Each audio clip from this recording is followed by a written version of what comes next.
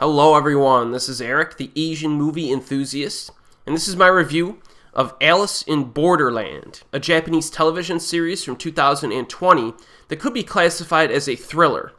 It's 8 episodes long, with each episode being approximately 50 minutes in length. One thing I realized when the opening credits hit was that Shinsuke Sato directed this and co-wrote it. And that's a good sign because he's one of the more reliable directors when it comes to adapting manga into live-action versions. Now, the plot of Alice in Borderland follows an aimless gamer and his 2 friends who find themselves in a parallel Tokyo where they're forced to compete in a series of sadistic games to survive. So it's kind of like an alternate dimension type thing. So right from the opening scene, you could tell that our protagonist, he's kind of a loser. He skips a job interview just so he could play his video games. And, he lives at home with his dad and brother, and he's basically a financial parasite. He just doesn't feel like working. So I kind of disliked this guy early on, and it never really changed throughout the show. So it's not very good. There's no initial explanation for this transportation to an alternate dimension. It just kind of happens while these 3 guys are in the bathroom together. And one thing I really liked are the wide shots of an abandoned Tokyo, which are really neat. I kind of wonder how they film scenes like this. Tokyo is obviously a very densely populated city, especially during the daytime, and even at night a lot of the times. There's a lot of people are out there. So there must be some kind of cinema magic going on here, because there's a lot of shots, especially in the earlier episodes, where you just see wide shots of just nobody in Tokyo. So it's probably a mix of like optical and special effects and stuff like that, but the emptiness of the city is very convincingly portrayed. Now, I need to review this show on an episode-by-episode basis. It's just easier to do it that way, the way the show goes. And as usual, I'll avoid any major spoilers, but there might be little ones mixed in here and there. So our protagonists are in this alternate dimension Tokyo that's empty, with the exception of some other people, a limited number of people. And they stumble upon their first game of death, because that's what happens. You play games of death in this alternate dimension. And this particular game of death is in like a building, and they're running from room to room, trying to avoid incineration by fire. And it's set up pretty well, but the ultimate solution of this first game is just kind of ridiculous. If only because the logic that's used would not be apparent to anyone who's actually playing it. Our protagonist kind of pulls the solution out of his rear end. And, I was wondering, very, very tiny spoiler here, but I was wondering how a gamer would know that a BMW 523D is exactly 4 meters and 94 centimeters long. It's not, I wouldn't assume that that's common knowledge, but this guy apparently knows that. So, it's just kind of, the solution to that particular game felt kind of forced and not particularly smart. Now, if you compare this to something like Liar Game, the TV show, either the Japanese or the Korean version, that television series uses a lot of complicated mathematics and logic that no one in real life would ever figure out. I mean, let's be honest. But the logical deduction in that show that's used to make those conclusions is really cool and well written. And I'm impressed by the solutions in the games in Liar Game. In Alice in Borderland, it just feels like the script writers, they're trying to be more clever than they actually are, is the impression I got from some of these games. So then we move on to the game of death in the next episode. Basically 2 murderers in masks, armed with guns, hunting down people. All right, so you're not going for like the puzzle solving stuff. You're just going for straight out thriller. It's simple, but again, there's problems I had with the execution here. So you have, the problem with this show is that it doesn't really give me any excitement, and that's bad for a thriller show. For example, in episode 2, most of these participants in this game, they're just walking around.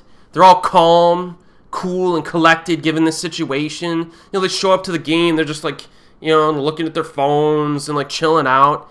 I mean, I didn't feel any sense of urgency most of the time. I mean, think about this. There are 2 armed murderers walking around an apartment complex, and you have to find a safe room within a specific period of time or the building is going to explode and everyone is going to die.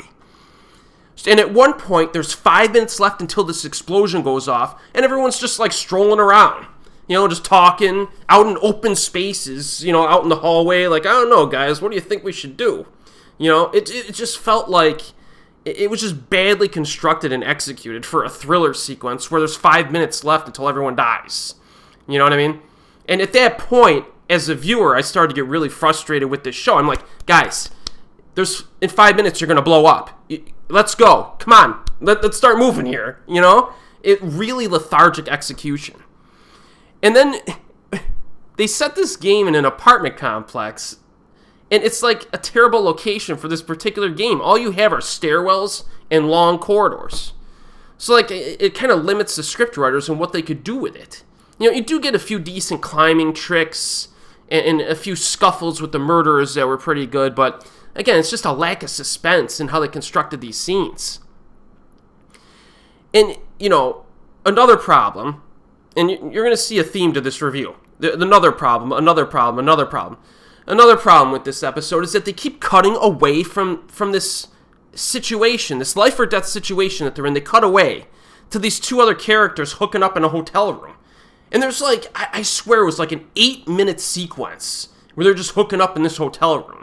Like, couldn't you have put that, like, before the game started or something, or at some other point, or maybe condense it down?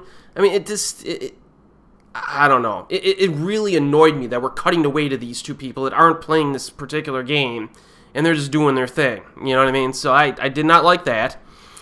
And then, there were a few decent scuffles, like I said in episode 2, so I'm like, it shows it has, like, potential. And then they throw in this reveal at the end of episode 2. I'm not going to tell you what it is. But keep in mind, you got these murderers walking around. These murderers have either been stabbed with knives multiple times, electrically tasered multiple times, get up like it's nothing. Like no effect at all. You know what I mean? They're fighting multiple protagonists, you know what I mean, at the same time.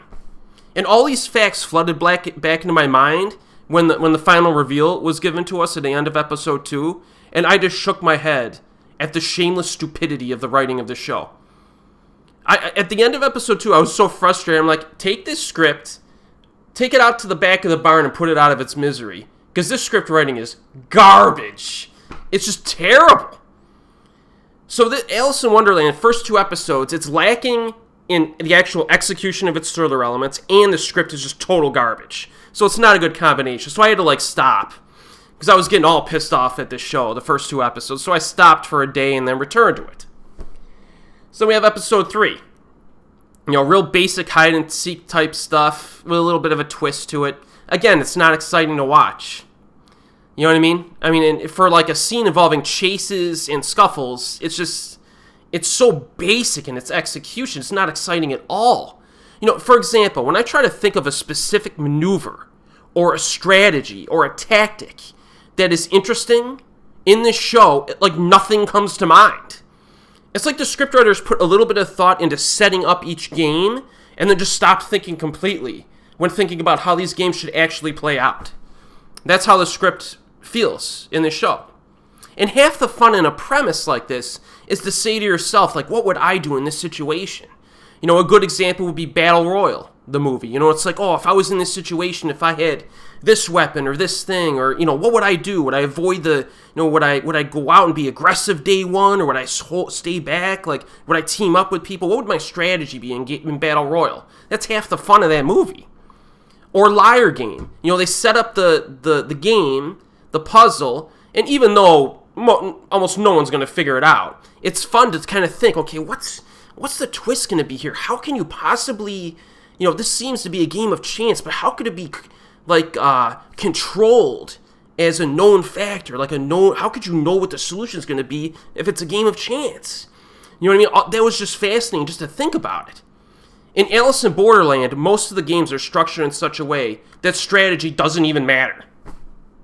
It really doesn't. Occasionally they'll throw something in, and either it's badly written, or occasionally there's some good moments. But for the most part, the strategy is just really lacking in this show. It's just so uninspired. This premise has so much potential, and like none of the potential is realized. I mean, episode 3 is basically just people stumbling over each other and then crying hysterically to the backdrop of sad violin music. That's episode 3. Episode 4 I actually thought was a little bit better. Probably because the actress Tao Tsuchiya is the co-lead now, and her performance is one of the few legitimately good ones in the entire show. But again, you have this situation where the show wants to have like a clever reveal at the end, and our genius lead character, who's so observant during the first game of the show, with his BMW centimeter knowledge and like geography, mental gymnastics stuff, he completely misses like some huge clue in this particular game in episode 4. He just completely misses it. So it's like, well, come on. I mean, it's just all of a sudden his remarkable observation skills were missing in this episode. Then we get to episode 5, which tries to incorporate a story. It reduces the creepiness of these death games. You're thrown into an alternate dimension, having to play death games. You're not sure why. Then episode 5, like, completely redirects the entire story, and it takes any creepiness completely away from that scenario. It's gone at this point. So that like the death games become like a side plot after episode 4, which is kind of weird. They have some, I won't tell you what happens. There's one scene involving a tiger. I'm just like, really?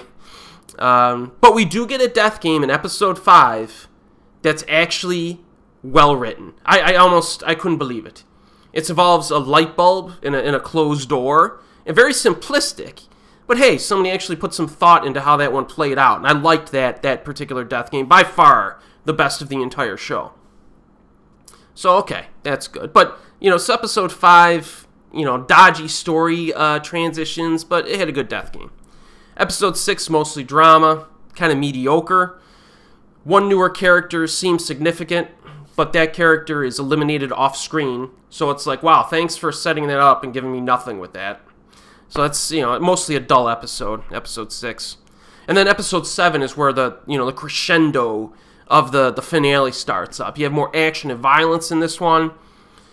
There is, the best fight of the show is in this episode. All right, it involves a dude with a sword and a girl dressed in a bikini. It's ridiculous, but it actually does work, because the girl is unarmed and needs to dodge these sword strikes, which is actually pretty well choreographed. I like that scene. It's fun to watch. But again, this show continues to, anytime it earns a point, it takes one step forward and then 2 steps back. Because this scene, which is the best fight scene in the entire show, is they cut away half a dozen times during the scene. Like 6 times they cut away. Either just showing what other characters are doing, or, in 3 cases, there's 3 flashbacks. So you have this fight between these 2 characters, and they throw 3 flashbacks in the middle of this fight scene, to kind of at the last second be like, oh, these characters aren't developed. Let's develop them real fast. Let's just throw some flashbacks in. Maybe some twists. And it's not good. You're on episode 7 of 8. It's too late. Maybe you should have developed some of these characters more efficiently during the last few episodes. So, yeah, that fight was pretty neat. But again, the execution in this show is just abhorrent. They can't do anything. It's like when they do one thing right, they just can't keep going. So, yeah, and it caused some pacing problems as well. And then episode 8 tries to wrap everything up. Decent. The very end of the show does seem kind of cool, because we have some of the more purely entertaining characters left, even though they're not really developed that well. But I already know they'll screw up season 2 and not cash in on this potential, just because of how season 1 went. I have no reason to believe otherwise. So, in addition to all of these problems, the acting in this show in general is pretty terrible. A few of the actors do come off well. I mentioned Tao Tsuchiya, but most of them don't. And I hear people online, and it really annoys me. People complain about overacting in Japanese movies and shows, which is really irritating, because they're basing this off of a tiny sample size. Like they've all seen Full Metal Alchemist. You know what I mean? But have you seen any of the films on my, I have a playlist of 200 Japanese film recommendations from the last 100 years. How many of those movies have they seen? My guess is 0, but maybe 1 or 2. But then, shows like this, it gives them that impression. I mean, there's a lot of bad acting in this show. The lead actor, Kento Yamazaki, has been decent in some other projects. I liked him in Kingdom, but he's pretty bad as a lead in Alice in Borderland, man. He always looks so uncomfortable and awkward in every scene. I know his character is a gamer, but he's not convincing at any point as the lead in this show. He just isn't. Tao Tsuchiya is far better. She's way better. Without her, this show would have been even harder to sit through, really, to be honest. And then the supporting actors are real hit or miss. I did like Ayaka Miyoshi, the lead from Dance With Me. She has a supporting role in the second half, and she's not given a ton to do, but she's good. And Sho Aoyagi, I thought, was pretty good in this as well. Then on the other hand, you have this super evil bodyguard guy who shows up later, and he constantly sticks out his tongue. He's like trying to act like creepy, and then he constantly tries to assault women. And he's slimy just because the show wants him to be that way, but the actor was horrible. He did a terrible job as this guy. So overall, the acting in this show is just not good. So Alice in Borderland is definitely, one of the more frustrating and disappointing things I've seen in recent memory, especially given the director's pedigree. This should have been way more entertaining than it turned out to be. The premise is just money. The premise is amazing. And the premise of some of the games is good. And the director has been historically reliable. And there are occasional little bits of enjoyment here or there, as well as some bloody violence here and there. But it just fails to execute. I mean, it just can't put enough together to make me forget about all of its flaws. So I just did not like the show. I mean, it's, I get some mileage out of the premise and Tao Tsuchiya and a few other little elements to not make it like the worst thing I've seen, but I just did not enjoy this. But a lot of people really like it. I mean, I would say the vast majority of people who have seen this have liked it. I mean, there are a good amount of negative reviews out there I saw, but still, this is one of the most popular Japanese TV shows, live action shows in recent memory. And there's way better TV shows than this to watch. But if you want to watch it, it is streaming on Netflix. So have at it if you want. And as always, we will see you next time.